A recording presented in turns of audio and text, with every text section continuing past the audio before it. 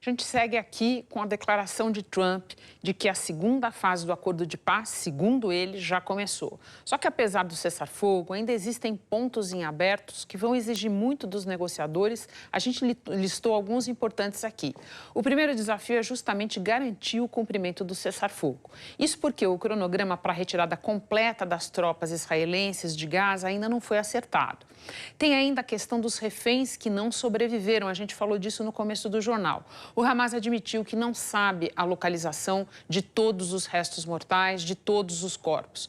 O terceiro ponto, a gente vai colocar aqui, passa pela exclusão do Hamas do futuro governo, da futura administração de Gaza e a exigência de que os terroristas entreguem todas as armas. Esse é o ponto para a gente prestar atenção. Mais um ponto anotado aqui. Toda essa estrutura exige uma força internacional de estabilização, é assim que está sendo chamado, para lidar com a segurança em Gaza no pós-guerra. Isso não está escrito no acordo atual. E tem ainda a questão do governo de Gaza, que a gente vai falar disso nessa edição daqui a pouquinho.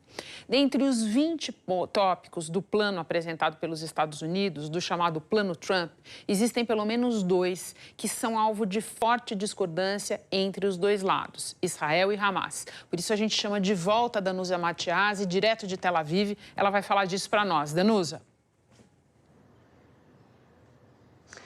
Olá, Renata, novamente. Pois é, para chegarmos aí nos pontos igualmente críticos, lembrando que a primeira etapa do cessar-fogo ainda não foi concluída na totalidade, porque, como informamos, o Hamas só devolveu 4 dos 28 corpos de reféns até agora. Então, quais são esses próximos passos, Renata, igualmente críticos?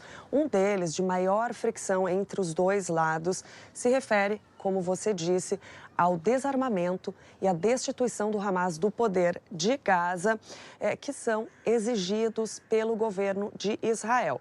O grupo islâmico palestino, considerado aí uma organização terrorista por diversos países democráticos, governa a faixa de Gaza desde 2007, portanto, aí quase 20 anos, disputa eleições, tem cadeiras no legislativo e também alega que tem o direito de resistir e se proteger até que Israel encerre sua ocupação no território palestino.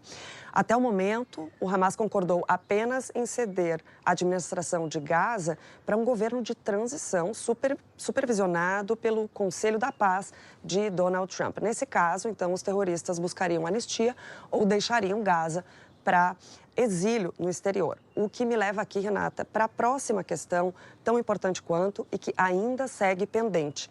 Quem fará a supervisão do cumprimento de cada ponto desse acordo e quais serão as penalidades por descumprimento? Esses pontos agora, então, debatidos essa semana no Egito. O governo de transição teria que ser apolítico, formado por palestinos, especialistas internacionais, mas mesmo essa perspectiva, Renata, levanta questões como quais países enviariam tropas, como fariam o seu trabalho e se ele realmente seria efetivo. Por hora, o que temos? Estados Unidos já estão enviando 200 soldados para fiscalizarem aí essa nova fase, a conclusão da primeira e os próximos passos. E os países árabes devem formar o que tem chamado aí de Centro de Coordenação Civil Militar. Renata. Danusa, muito obrigada. Um bom dia de trabalho para você aí. E procurando entender mais do que está acontecendo, a gente chama mais uma vez o Guga Chakra, ao vivo de Nova York. Guga, as últimas horas deixaram evidente que, no momento, a principal autoridade em Israel se chama Donald Trump. Qual é a consequência disso para Netanyahu e para o Oriente Médio como um todo?